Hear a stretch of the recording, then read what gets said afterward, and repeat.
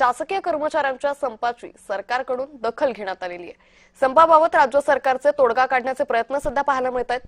शासकीय कर्मचाऱ्यांच्या संपाची सरकारकडून दखल घेण्यात आलेली आहे। राज्य मंत्रिमंडळाच्या बैठकीत या संपावर चर्चा करण्यात आली। संपाबाबत राज्य सरकारचे तोडगा काढण्याचे प्रयत्न सध्या दिसून येत आहेत। मुख्य सचिव राजेश अग्रवाल सहकाऱ्यांशी संपर्क करणार असल्याची चर्चा सध्या जोर धरू लागली आहे।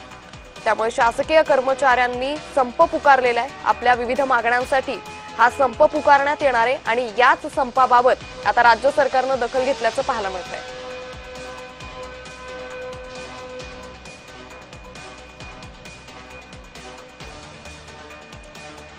तर या संदर्भात अधिक माहिती घेणार आहोत आमचे प्रतिनिधी मनोज कुलकर्णी यांच्याकडून। मनोज, शासकीय कर्मचाऱ्यांच्या संपाची आता राज्य सरकारकडून दखल घेण्यात आलेली, एकंदरीतच राज्य सरकार या संदर्भात कशा पद्धतीने पावलं उचलतंय? 21 एप्रिल पासून राज्य सरकारच्या अखाद्यरित्या काम करणारे जवळपास 17 लाख कर्मचारी संपावर गेलेले आहेत। आपल्या विविध मागण्यांसाठी हे कर्मचारी संपावर गेलेले आहेत। 2004-05 मध्ये सुद्धा संपावर गेले होते आणि त्यावेळेस मात्र सरकारने त्यांच्या विविध मागण्यावर मान्य केल्या होत्या आणि त्याची अंमलबजावणी करण्यात यावी या मागणीसाठी आता हे कर्मचारी पुन्हा 21 एप्रिल पासून संपावर गेल्याचं पाहायला मिळते।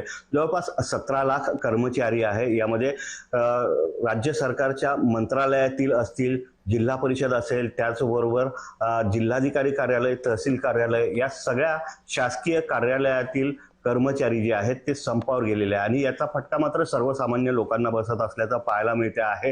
कारण जे सर्वसामान्य नागरिक आपल्या विविध कामासाठी कार्यालयात जातात त्यावेळेस मात्र हे कर्मचारी अधिकारी नसल्यामुळे त्यांचं काम होत नसल्याचं पाहायला मिळते आहे।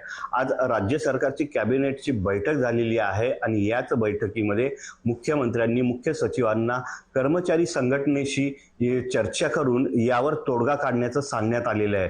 आता मुख्य सचिव या जी कर्मचारी संघटना आहेत त्यांच्या पदाधिकाऱ्यांशी बोलतील आणि त्यावर तोडगा निघतो का हे पाहणं महत्त्वाचं ठरणार आहे। निश्चित मनोज, त्यामुळे एकंदरीतच राज्य सरकारच्या भूमिकेकडे आपलंही लक्ष असेल, तुम्ही असे जोडलेले राहा।